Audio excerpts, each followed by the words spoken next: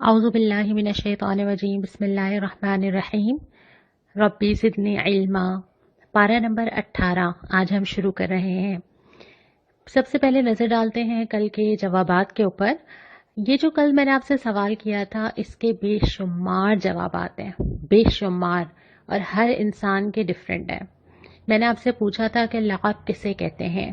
کل ہم نے یہ تعریف بھی پڑھ لی تھی کہ لعب ہر وہ چیز ہے جو آپ کے وقت کا بہت بڑا حصہ لے جائے، آپ کا مال لے جائے، آپ کو مشغول رکھے، آپ بہت بزی ہوں لیکن ایٹ دی اینڈ اس کا کوئی فائدہ نہیں ہے۔ تو جو چیزیں ہیں اس میں سے جو ٹاپ آف دا لسٹ ہیں یہ آپ کے سامنے لکھی ہوئی ہیں۔ سوشل میڈیا ہے، اس میں اپنی آئی ڈی، دوسروں کی آئی ڈی چیک کرنا، گروپس ہمارے ڈفرینٹ جن کو ہم نے فالو کیا ہوا ہے، ہمارا انسٹاگرام ہے، اسنیپ چیٹ ہے، ساری چیزیں اس کے اندر شامل ہیں، جو پیجز ہم نے لائک کیے ہوئے ہیں اوبویسلی۔ پھر اس کے بعد شاپنگ، کبھی واقعی شاپنگ، کبھی ونڈو شاپنگ، کبھی آن لائن شاپنگ۔ اس کے بعد آ جاتا ہے کوکنگ، ایک ریسیپی، دو ریسیپیز، مشکل ریسیپیز۔ اس کے بعد آ جاتا ہے گھر کی سجاوٹ، یعنی گھر میں اتنے ڈیکوریشن پیسز ہوں کہ مجھے ان کو صاف کرنے میں ہی پورا دن لگ جائے۔ پھر اس کے بعد آتا ہے چیٹنگ اور گوسپس جو ہمیں پسند آتی ہے، ہم بولتے جائیں، سنتے جائیں۔ اس کے بعد ہے نیند جو بہت زیادہ آتی ہے۔ پھر ہے کپڑوں کی ڈیزائننگ، پہلے پرنٹ ہو، پھر لیسز ہوں، پھر اور ایسیسریز اس کے ساتھ ہوں۔ اس کے بعد ہے موبائل، یعنی موبائل میں ایپس ہوں، گیمز ہوں، بہت ساری چیزیں اس موبائل کے اندر موجود ہیں۔ لیکن یہ ساری چیزیں یہ اٹ سیلف غلط تو نہیں ہے، یہ ساری استعمال کرنا ہماری ضرورت بھی ہے، ہمیں کرنی بھی ہوتی ہیں۔ کچھ تو ایسی چیزیں جو بیسک نیڈس ہیں، اس میں کھانا ہے، اس میں کپڑا ہے، اس میں چیزیں خریدنی بھی ہوتی ہیں، اس میں آرام کرنا بھی ہوتا ہے۔ تو جو بیسک اصول ہے نا تمام چیزوں کا، ہر چیز ڈپینڈ کرتا ہے کہ آپ کی نیت کیا ہے، آپ اس کو کس لیے کر رہے ہیں۔ ایک ہی کام جو کہ آپ ایک نیت سے کر رہے ہوں تو وہ گناہ بن سکتا ہے، اور دوسری نیت سے کر رہے ہوں تو وہ ثواب بن جاتا ہے۔ میں نے کہیں یہ جملہ پڑھا تھا، آپ نے بھی پڑھا ہوگا، کہ اگر گھر تعمیر کرتے ہوئے کھڑکی بنائی جائے تو ہوا تو آئے گی، لیکن اگر نیت یہ رکھ لی جائے کہ اذان کی آواز آئے گی تو اس سے آپ کو ثواب بھی ملے گا۔ تو یہ سارے کاموں کے دوران آپ کی نیت کیا ہے؟ اس وقت بھی تو آپ موبائل ہی استعمال کر رہے ہیں نا جس میں آپ یہ آڈیو سن رہے ہیں۔ پھر دوسری چیز یہ کہ ان چیزوں کا آپ یوز کیا ہے، آپ ان کو کیسے استعمال کر رہے ہیں۔ اور تیسری چیز یہ ہے کہ ان تمام چیزوں کے اندر آپ اعتدال پر رہیں، یعنی اللہ تعالیٰ کو یہ بات ناپسند نہیں ہے کہ آپ کو رنگ پسند ہے، زینت پسند ہے، آپ کپڑے کس طرح پہننا چاہتے ہیں، آپ کو اچھا کھانا پسند ہے، یہ چیزیں تو اللہ تعالیٰ نے خود ہی ڈالی ہیں ہمارے اندر۔ لیکن ان ساری چیزوں میں جب بیلنس آؤٹ ہوتا ہے، خرابی وہاں سے شروع ہوتی ہے۔ کیونکہ اسلام کے اندر نا کوئی ٹائم کلر نہیں ہوتا، یہ جو ایک ہمارے اصطلاح ہو گئی ہے نا کہ ہمیں بیسک ٹائم کلرز کوئی بتا دے، اسلام ٹائم کل کرنے کے حق میں نہیں ہے۔ ٹائم بہت پریشیس ہے، تو اس لیے کوئی بھی چیز جو میرا ٹائم کل کر رہی ہو وہ ٹھیک نہیں ہے۔ اس کے بعد آ جاتے ہیں پارہ نمبر 18۔ یہ پارہ انتہائی اہم ہے، اور شروع میں ہم تھوڑا سا جلدی چلتے ہیں کیونکہ اس کے بعد ایک بہت اہم سورت شروع ہونے والی ہے۔ پہلے ربع کے اندر سورہ مومنون ہے جو کہ ایک مکی سورت ہے، اور اس کی ابتدا ہی ایسے ہوتی ہے، یقیناً فلاح پائی اہل ایمان نے۔ یہ جو لفظ فلاح ہے نا یہ ہے کامیابی، اچیومنٹ، اور دنیا میں انسان بہت ساری کامیابیوں کے پیچھے بھاگتا ہے، ڈگری ہو، شادی ہو، گھر بنا لیا، بہت ساری سیونگ کر لی، بہت سارے اپنے ہم نے کرائٹیریاز طے کیے ہوئے ہوتے ہیں، مائل سٹونز بنائے ہوئے ہوتے ہیں جس کو ہم سمجھتے ہیں کہ یہ ہماری کامیابی ہے۔ لیکن اللہ تعالیٰ اس ساری چیزوں کا ذکر ہی نہیں کر رہے۔ وہ کہہ رہے ہیں کہ کامیابی تو ان لوگوں کے لیے ہے جنہوں نے نماز میں خشوع اختیار کیا، اپنی نمازوں کی حفاظت کی، لغویات سے دور رہے، زکوٰۃ کے طریقے پہ عامل رہے، شرمگاہوں کی حفاظت کرتے رہے، اپنی امانتوں اور عہد کا پاس رکھا۔ کامیابی تو یہ ہے کہ آدمی اللہ کی راہ میں لگا رہے۔ پھر فرمایا کہ تخلیق کا کام تو صرف اللہ ہی کر سکتا ہے، اور پھر وہ ساری چیزیں گنوائی ہیں جو اللہ نے بنائی ہیں اور وہ ہم نے نہیں بنائی، انسان سے لے کے درخت سے لے کے بادل سے لے کے آسمان سے لے کے زمین تک۔ پھر فرمایا قصہ نوح کا پورا ذکر کیا، دوبارہ سے دہرایا، اور فرمایا کہ آزمائش تو ہم کر کے ہی رہتے ہیں، اللہ تو آزماتا ہے، اور یہ کئی بار آ چکا ہے۔ تو جب اللہ تعالیٰ نے اپنے نبیوں کے سامنے وہ مختلف حالات سے آزماتا رہا تو اللہ تعالیٰ مجھے اور آپ کو کیوں نہیں آزمائے گا؟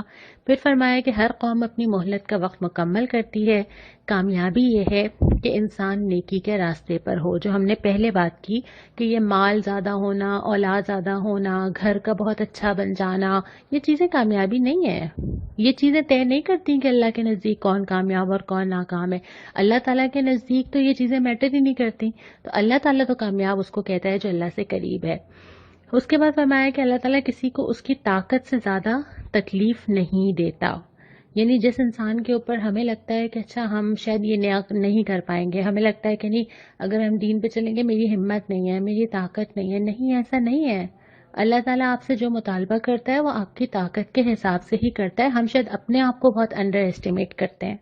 اور پھر فرمایا کہ ہم تو ان کا اپنا ہی ذکر ان کے پاس لائے ہیں، یعنی کتنی مزے کی بات ہے نا کہ اللہ تعالیٰ کہہ رہا ہے کہ اس میں تو تمہارا ہی اپنا فائدہ ہے، تمہاری بات ہو رہی ہے، تمہاری فلاح ہے، تمہیں نقصان سے بچانا ہے، سب کچھ تمہارے لیے ہے، لیکن یہ اس سے بھی منہ موڑ جاتے ہیں۔ پھر اس کے بعد ہم دوسرے واقعات اوپر آتے ہیں۔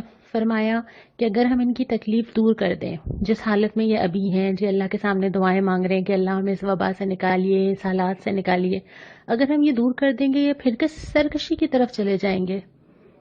میں کل یہ سوچ رہی تھی کہ ابھی جو ہمیں اللہ تعالیٰ سے تعلق محسوس ہو رہا ہے، ہم گھر کے اندر ہیں، ہم اتنا وقت دے رہے ہیں کہ رمضان چلا جائے گا تو ہم واپس اسی روٹین پہ چلے جائیں گے کہ پھر بس ہم اگلے رمضان کا انتظار کریں گے نیکی پہ چلنے کے لیے۔ پھر اس کے بعد اللہ تعالیٰ کے سارے احسانات، اللہ تعالیٰ کی قدرت ایک ایک کر کے گنوائی گئی ہے کہ تمہیں سماعت دی، تمہیں دل دیا، زندگی دی، تمہیں موت بھی دیتا ہے، پھر تمہیں اقتدار بھی دیتا ہے، ساری چیزیں ذکر کی ہیں۔ اور پھر فرمایا اے نبی صلی اللہ علیہ وسلم برائی کو بہترین طریقے سے دفع کریں۔ فرمایا تو آپ صلی اللہ علیہ وسلم کے ساتھ تھا، لیکن اس سے ہم سب کے لیے اصول ملتا ہے کہ اگر کوئی بھی برائی کرے، آپ کو اختیار ہے، کوئی آپ کے ساتھ برا کرتا ہے تو آپ اس کو روک سکتے ہیں، آپ جواباً اس کو منع کر سکتے ہیں، لیکن اللہ تعالیٰ چاہتا ہے کہ ریٹرن بہتر ہو۔ اللہ تعالیٰ کو یہ پسند نہیں ہے کہ دو لوگ آمنے سامنے ایک برائی کرے اور دوسرا بھی برائی کرے۔ اللہ تعالیٰ کو یہ پسند ہے کہ ایک آدمی برائی کرے تو سامنے والا اس برائی کو وہاں روک لے، اس کو بڑھنے نہ دے۔ اور اس کے بعد پھر یہ فرمایا کہ قیامت کے دن سب لوگوں کو حسرت ہوگی، ایک موقع، ایک دفعہ، تھوڑے دن کے لیے واپس بھیج دیں، تھوڑا سا وقت مل جائے، بس اب سمجھ آ گئی ہے۔ لیکن اللہ تعالیٰ کہے گا کہ نہیں، اب کوئی وقت تمہیں واپس ملنے والا نہیں ہے۔ یہاں سے ایک انتہائی اہم موضوع شروع ہو رہا ہے اور وہ ہے سورہ نور۔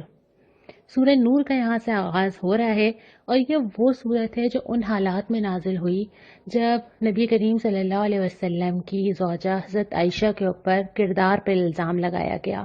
قافلے سے وہ پیچھے رہ گئی تھیں، بعد میں وہ وہاں پہنچیں اور وہ ایک موقع ملا منافقین کو، انہوں نے الزام لگایا حضرت عائشہ کے کردار کے اوپر۔ اور یہ بات ہمیں تاریخ میں بہت جگہ ملتی ہے کہ اگر کوئی دین کی طرف بلاتا ہے تو سب سے پہلے لوگ اس کے کردار کو ٹارگٹ کرتے ہیں۔ تو نبی کریم صلی اللہ علیہ وسلم کے اوپر بھی الزام لگا، آپ کی اہلیہ کے اوپر لگا، اور اس کے بعد آپ بہت پریشان بھی رہے۔ پھر اس کے بعد یہ ہوا کہ وہ بات زبانوں سے چلتی چلتی کئی لوگوں تک چلی گئی، اور پھر اس کے بعد ایک سرگوشیوں کا سلسلہ رہا۔ پھر اس کے بعد پھر اللہ تعالیٰ نے حضرت عائشہ کے حق میں وحی نازل کی اور ان کو بری قرار دیا۔ اس سارے معاملے کے اوپر جو تبصرہ کرنے کے لیے نازل ہوئی ہے وہ سورہ نور ہے۔ اس صورت کے اندر ری ایکشن نظر نہیں آ رہا، مطلب ایسا نہیں ہو رہا کہ اللہ تعالیٰ کہہ رہے ہیں کہ اچھا جس نے یہ الزام لگایا وہ دوزخ میں چلے گا، جو یہ کچھ بات نہیں ہو رہی، اس لیے کہ آپ کے ہاتھ میں وہ ہے جو آپ کر سکتے ہیں، کوئی اور آپ کے ہاتھ میں نہیں ہے۔ اگر آپ نے کبھی ڈپریشن اور سٹریس مینجمنٹ کی کلاسز لی ہوں گی تو اس کے بیسک اصولوں میں سے ایک چیز یہ ہے کہ آپ صرف اس چیز کے بارے میں سوچیں جس کو آپ بدل سکتے ہیں۔ جو چیز آپ نہیں بدل سکتے، نہ آپ اس کے رسپانسبل ہیں اور نہ وہ آپ کے ہاتھ میں ہے۔ تو اسی طرح اللہ تعالیٰ جو سورہ نور میں تبصرہ کرتے ہیں نا، ایک بڑے بادشاہ کا تبصرہ نظر آتا ہے جس کو کوئی فرق نہیں پڑتا اگر کسی نے کچھ کہہ دیا، بلکہ وہ اس کے بعد تبصرہ کرتے ہیں اور اس کو 3 حصوں میں تقسیم ہوتی ہے سورہ نور۔ پہلا آتا ہے کہ اچھا اگر یہ پرابلمز آتے ہیں اس طرح کے، قانون بننے چاہیے، صحیح سزا ملنی چاہیے، غلط آدمی کی پکڑ ہونی چاہیے، قانونی نظام میں کیا کیا چیزیں ہونی چاہیے کہ ایسی نوبت نہ آئے۔ دوسری بات یہ آتی ہے کہ کیا سیکھا اس واقعے سے، کیا تمہیں سبق سیکھنا چاہیے، کون سی چیزیں امپروو کرنی چاہیے۔ اور یہ بھی خطاب ہو رہا ہے مسلمانوں سے، ان سے خطاب نہیں ہو رہا جو منافق ہیں یا جنہوں نے الزام لگایا ہے، جو اس سے شر پھیلا رہے تھے، اللہ تعالیٰ ان سے مخاطب نہیں ہو رہا، اللہ تعالیٰ مسلمانوں سے مخاطب ہو رہا ہے. جیسے ہمارا جو ایک خاص جملہ ہے نا کہ تم تو اچھے بچے ہو، تمہیں تو یہ نہیں کرنا چاہیے. اور دوسری بات یہ کہ اگر کوئی کچھ بھی کرتا رہے، تمہارے ریاکشن نے چیزوں کو بڑھایا، تم وہاں روک سکتے تھے، تمہیں کیا کرنا چاہیے تھا. اور پھر تیسرے حصے میں جب آپ آگے پڑھیں گے، اللہ تعالیٰ نے معاشرتی احکامات دیے ہیں کہ آپ کے معاشرے کے اندر کون کون سی چیزوں کا خیال رکھا جائے. تو ایک ایک کر کے ہم اس کو لے کے چلیں گے. اب ہم ان تینوں چیزوں کو الگ الگ لے کے چلتے ہیں. سورہ نور کے اندر جو پہلی چیز شروع ہوتی ہے وہ اس بات سے ہوتی ہے کہ یہ جو صورت ہم نے نازل کی ہے یہ ہم نے فرض کی ہے، یہ ہم نے تمہارے لیے آپشنل نہیں رکھا، نہ یہ ہم نے تم سے سفارش کی ہے کہ تم مان سکتے ہو تو مان لو، بلکہ جیسے اللہ تعالیٰ نے نماز، روزہ، حج، زکوٰۃ فرض کیے ہیں، ایسے ہی یہ صورت اور اس میں آنے والے احکامات فرض کیے گئے. دوسری بات یہ کہ اگر کوئی یہ معاشرے کے اندر زنا پرورش پا رہا ہو اور اگر کہیں یہ ثابت ہو جائے واقعتاً، تو پھر جو کرنے کا کام یہ ہے کہ اعلان سزا دی جائے.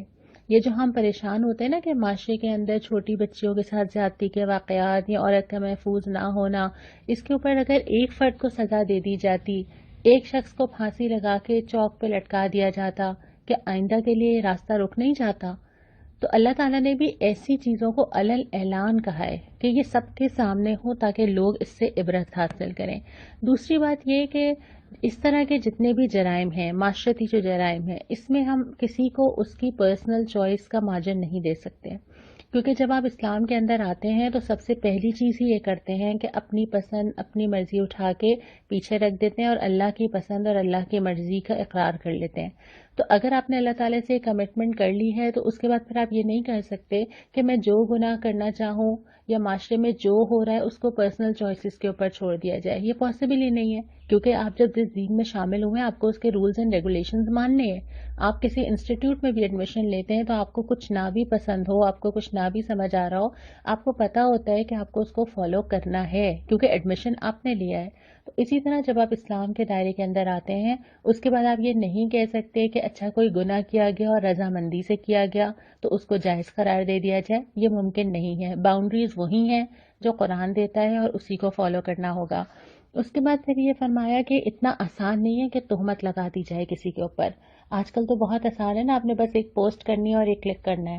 لیکن اگر کوئی شخص کسی پہ تہمت لگاتا ہے اور وہ غلط ثابت ہوتا ہے تو اس کو بھی شدید سزا دی جائے گی، تاکہ یہ والا ٹرینڈ بھی ختم ہو کہ جس کا جو دل چاہے وہ کسی کے بارے میں کچھ بھی کہتا پھرے.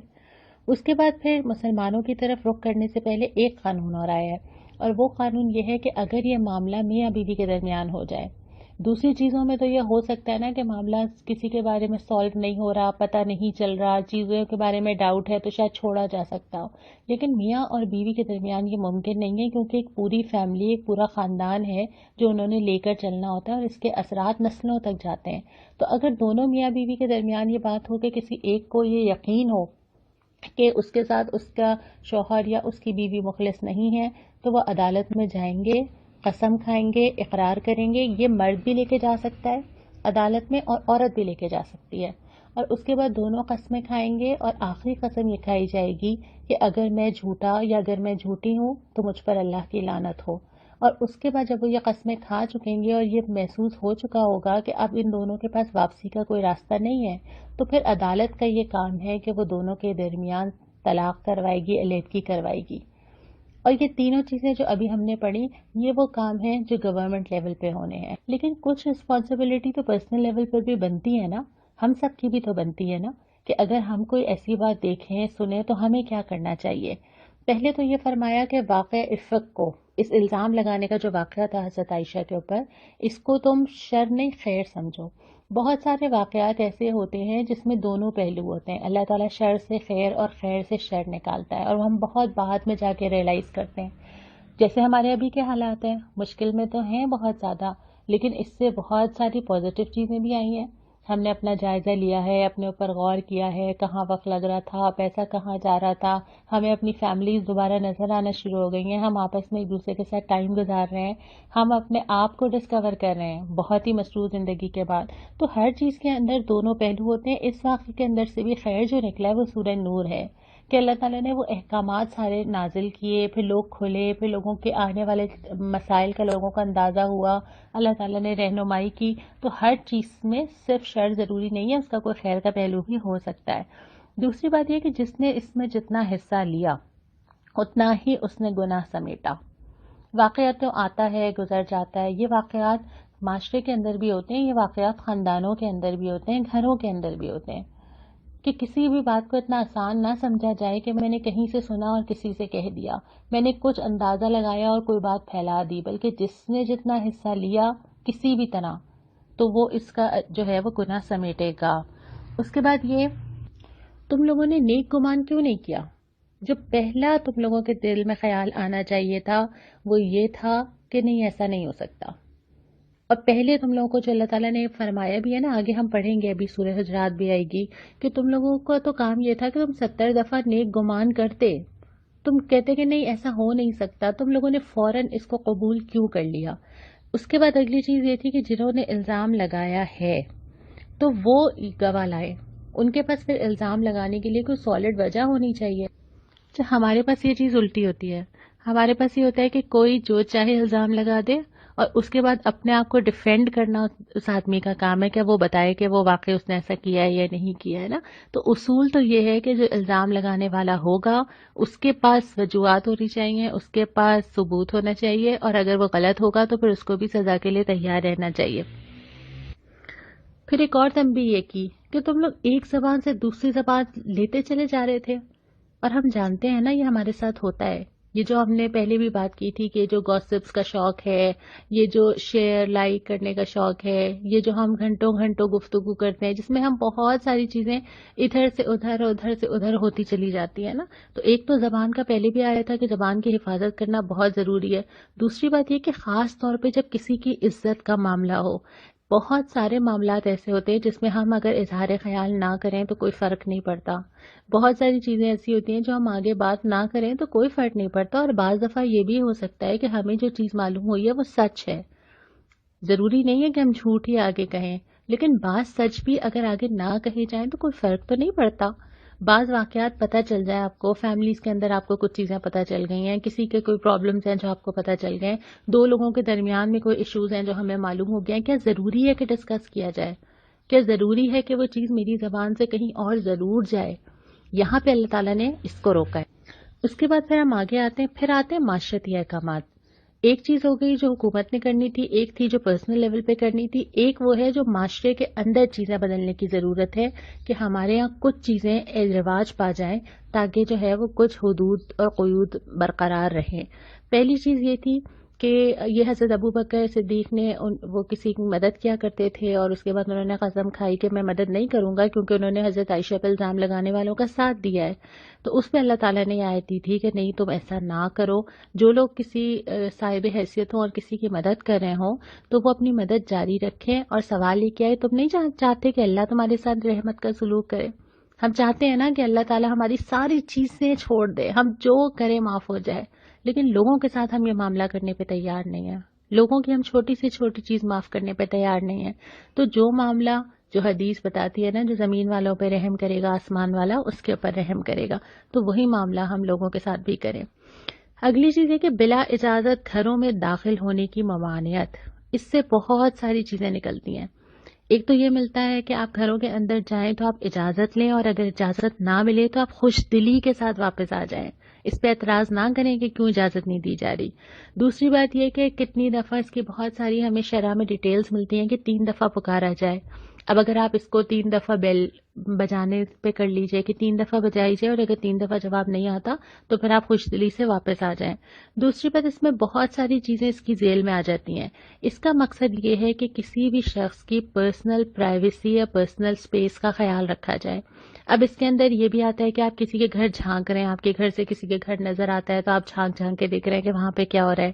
اس میں وہ سٹاک کرنا بھی آتا ہے کہ آپ نے کسی کی فیس بک جا کے چیک کیا، آپ نے جا کے دوسروں کے آئی ڈیز پہ چیک کیا کہ وہ کیا شیئر کر رہے ہیں، کسی کا فون کھولا مل گیا تو جا کے چیک کیا، چاہے وہ آپ کے گھر والے، آپ کے شوہر بیوی، آپ کے بچے ہی کیوں نہ ہوں. اس کے بعد یہ کہ آپ کسی کے میسیجز چیک کر رہے ہیں خاموشی کے ساتھ. پھر اس میں یہ بھی ہے کہ اگر آپ جا رہے ہیں اور آپ پوچھا جا رہا ہے کہ کون، تو اپنا نام بتائیے، یہ نہ کہیے کہ میں. پھر یہ بھی ملتا ہے کہ گھروں کے اندر بھی احتیاط کی جائے، اور اس میں ٹیلی فونس بھی شامل ہیں کہ اگر آپ کسی کو کال کر رہے ہیں اور وہ آپ کی کال پک نہیں کر رہا تو آپ بار بار رنگ نہ کریں، آپ انتظار کریں کہ وہ آپ کو کال بیک کر لے. تو ہر ایک کی جو ایک پرسنل پرائیویسی ہے نا، اس کا خیال رکھنا بہت ضروری. اور اس کے بعد میں مرد اور خواتین دونوں کے لیے ہدایت ہے. دونوں کو الگ الگ مخاطب کیا ہے کہ اپنی نظریں بچا کے رکھیں اور اپنی شرمگاہوں کی حفاظت رکھیں، یعنی اپنے کردار کا خیال وہ خود رکھیں، اور اگر وہ باہر نکلتے ہیں اور ان کی نظر پڑ ہی جاتی ہے تو وہ اس نظر کو فوراً نیچے کر لیں. اس میں مردوں کے لیے بھی ظاہر اجازت نہیں ہے کہ وہ کسی کو بھی ہراس کریں، کسی کو بھی دیکھیں، اور خواتین کے لیے بھی اجازت نہیں ہے کہ وہ بہت زیادہ مردوں کو دیکھیں الا یہ کہ ضرورت ہو، ضرورتاً ہو. اس کے بعد یہ کہ عورتیں جو ہیں وہ اپنی زینت ظاہر نہ کریں سوائے اس کے جو خود بخود ظاہر ہو جائے. اپنے سینوں پہ اپنے دوپٹے ڈال کے رکھیں. یہاں پہ اللہ تعالیٰ نے، کیونکہ دونوں مردوں اور عورتوں دونوں جنسوں کو اللہ تعالیٰ نے ایک دوسرے سے اٹریکٹ کیا ہے. اگر اللہ تعالیٰ یہ نہ کرتے نا تو ہمارا فیملی سسٹم نہیں چل سکتا تھا. دونوں ایک دوسرے کی ضرورت محسوس کرتے ہیں، دونوں ایک دوسرے کو کمپلیٹ کرتے ہیں. اس وجہ سے ہی دونوں نکاح کی ضرورت محسوس کرتے ہوئے خاندان کی بنیاد رکھتے ہیں. لیکن وہی چیز جو اللہ تعالیٰ نے ان کے اندر کشش رکھی ہے وہ جائز رشتے میں ہوتی ہے تو باندھ کے رکھتی ہے، لیکن اگر وہ کسی رشتے کے بغیر ہوتی ہے تو وہ معاشرے میں فحاشی اور بہت ساری دوسری غیر اخلاقی چیزوں کا سبب بن جاتی ہے. تو اس کا راستہ روکنے کے لیے کچھ چیزیں بتائی گئی ہیں. پھر اس کے بعد وہ تمام قریبی رشتے محرم قرار دے دیے ہیں جن سے ہمیں دن رات کا ملنا ہوتا ہے، اور اس میں کوئی پابندی نہیں ہے. ایسا نہیں ہے کہ گھروں کے اندر بھی پردہ کر کے رہنا ہے یا کوئی چیز بہت مشکل ہے. جتنا بھی پاسبل قریب کا دائرہ ہو سکتا تھا اس کو اللہ تعالیٰ نے مستثنی رکھا. اس میں ہمارے لیے آسانی بھی ہے اور اس میں ہمارے لیے احترام بھی ہے کہ اس وجہ سے ہمارے آس پاس ہماری حرمت قائم ہوتی ہے. یعنی خواتین اور مرد جو آپس میں محرم ہوتے ہیں وہ سب ایک دوسرے کو رسپیکٹ کرتے ہیں اور ایک دوسرے کا احترام کرتے ہیں. اس کے بعد نکاح کی تلقین کی گئی ہے کہ کسی کو بھی، چاہے وہ بیوہ ہو چاہے وہ غلام ہو، نکاح کے بغیر نہ چھوڑا جائے. اور یہ بہت بڑی حکمت ہے اس میں اللہ تعالیٰ کی، کیونکہ اللہ تعالیٰ نے جو خواہشات انسان کے اندر رکھی ہیں اس کو پورا کرنے کا اس کو جائز راستہ دیا جائے. لیکن ہمارے معاشرے میں یہ نہیں ہو پاتا. ابھی ہم اس کے اوپر بھی بات کریں گے. اس کے بعد فرمایا اللہ آسمان اور زمین کا نور ہے. اس کے لیے کچھ مثالیں دی گئی ہیں. کفر کی مثال ہے کہ ایک آدمی کفر کرتا ہے، وہ ایسا ہے جیسے وہ صحرا میں جا رہا ہو، اس کو لگ رہا ہے کہ پانی آ رہا ہے لیکن جب وہ قریب پہنچا تو اس کو کچھ نہ ملا. ایسے ہی مثال ان لوگوں کی ہے جو آخرت سمجھ رہے ہیں کہ ہمارے لیے بہت کچھ جمع ہوگا لیکن کچھ بھی نہیں. یا پھر ایک اور مثال ہے کہ گہرے سمندر میں ایک انسان ہے اور وہ ڈوبتا جا رہا ہے، اندھیرا ہے، تاریکی ہے، کچھ سمجھ نہیں آ رہا. تو یہ مثال ان لوگوں کی ہے کہ جو دنیا میں کفر میں یا اللہ سے بغاوت میں یا اللہ سے انکار میں ڈوبتے جا رہے ہیں، راستہ نہیں پا رہے. پھر اس کے بعد چوتھا ربع آتا ہے. شروع اسی بات سے ہوتی ہے جہاں سے سورت شروع ہوئی تھی. ایمان لانے والوں کا کام تو یہ ہے کہ وہ کہیں کہ ہم نے سنا اور اطاعت قبول کی. اگر مگر کیا کیوں کیسے، یہ ایمان لانے والوں کا کام نہیں ہے. اس کے بعد اہل ایمان سے اللہ تعالیٰ نے 3 وعدے کیے ہیں کہ اللہ تعالیٰ نے زمین میں خلیفہ بنائے گا، دین کو ان کے لیے قائم کرے گا، ان کے خوف کو امن سے بدل دے گا. لیکن شرط وہی ہے کہ اہل ایمان جو ہیں وہ ایمان کے اس توقع پہ پورے اترے ہیں جو پورا قرآن ہمیں بتاتا ہے. پھر معاشرتی احکامات آتے ہیں کہ گھروں کے اندر بھی کچھ حدود ہیں. گھر کے اندر بھی اگر کوئی ملازم ہے، اگر بچے ہیں، بچے ڈفرینٹ ایج گروپ کے ہیں، ٹین ایجز ہیں، تو ان بچوں کے ساتھ بھی آپ کو کچھ حدود بنانی ہے کہ اگر مخصوص اوقات ہیں تو وہ اجازت لے کر آئیں. بعض اوقات ایسے ہیں کہ آپ کمفرٹیبل نہیں ہیں یا آپ اس طرح کا لباس ہے کہ جس میں بچوں کا نہ آنا بہتر ہے، یا یہ کہ آپ کو کچھ اوقات ایسے ہیں جس میں آپ کو ضرورت ہے کہ آپ کی چیزیں تھوڑی پرائیویٹ ہوں، تو پھر آپ اس صورت میں جو ہے وہ کچھ لمیٹیشن ضرور بنائیں کہ کن کن اوقات میں اگر کوئی آتا ہے تو اجازت لے کر آئے. پھر اس کے بعد بزرگ خواتین کے لیے رعایت دی ہے پردے کی کہ اگر وہ اپنی چادریں نہ لیں تو کوئی مذائقہ نہیں ہے، لیکن حیا کریں تو ان کے لیے ہی اچھا ہے. پھر اس کے بعد ایک اور چیز یہ کہ ایک دوسرے کے گھر میں کھانے پینے میں کوئی حرج نہیں ہے. ایسا نہیں ہے کہ اگر آپ گھر کے اندر مرد الگ بیٹھیں گے، خواتین الگ بیٹھیں گی، یا اسلام نے جو پردے کا ایک نظام دیا تو اس کا یہ مطلب نہیں ہے کہ لوگ ملنا جلنا چھوڑ دیں گے. اس کا یہ مطلب نہیں ہے کہ ہمارا معاشرتی نظام متاثر ہوگا. ایک دوسرے کے گھر آنا جانا، ایک دوسرے کے گھر کھانا، خوش دلی سے ملنا، یہ سب چیزیں ہونی چاہیے. اگلی چیز یہ کہ جب تم گھروں میں داخل ہو تو سلام کیا کرو. اس سے یہ ہوگا کہ گھر والوں کو پتہ چل جائے گا کہ تم داخل ہو رہے ہو. اچھا، ایک اور چیز اسی سے ریلیٹڈ ہم یہاں پہ بات کر لیتے ہیں. پہلے یہ ہدایت کی تھی کہ بلا اجازت نہ ہو، یہاں پہ یہ ہے کہ سلام کر کے آؤ. لیکن جو پبلک پلیسز ہیں وہ اس سے مستثنا ہے نا. کوئی ایسی جگہ ہے، مسجد ہے، کمیونٹی ہال ہے، جہاں لوگ آتے جاتے رہتے ہیں، لائبریری ہے، تو اس کے بارے میں یہ ذکر نہیں ہے. پھر نبی کریم صلی اللہ علیہ وسلم کے احترام کرنے کی تلقین کی گئی ہے. اور اس کے بعد یہ ہے کہ سورہ فرقان شروع ہو جاتی ہے جو مکی صورت ہے، اور شروع ہی ایسے ہوتی ہے کہ بہت بابرکت ہے وہ جس نے کہ فرقان نازل کیا. فرقان کہتے ہیں ایسی چیز جو چھانٹ دے، الگ الگ کر دے، بالکل صاف صاف کہ حق کیا ہے، باطل کیا ہے، صحیح کیا ہے، غلط کیا ہے. تو یہ قرآن وہ چیز ہے. پھر اللہ کی قدرت کا ذکر کیا گیا ہے اور آخرت کی یاد دہانی کروائی گئی ہے. باقی سورہ فرقان کا حصہ انشاءاللہ ہم کل پڑھیں گے. جو سوال مجھے آج آپ سے کرنا ہے وہ یہ ہے کہ اس میں تو ہم نے پڑھا کہ نکاح کو رواج دو نا، اور حدیثوں میں بھی ہم نے پڑھا نکاح من سنتی، نکاح میری سنت ہے. یہ بھی ہم نے پڑھا کہ جو اسباب نہ پاتا ہو اس کو اسباب فراہم کیے جائیں کہ وہ نکاح کر لے، اور معاشرے میں بغیر نکاح کے چھوڑنا پسند نہیں کیا گیا.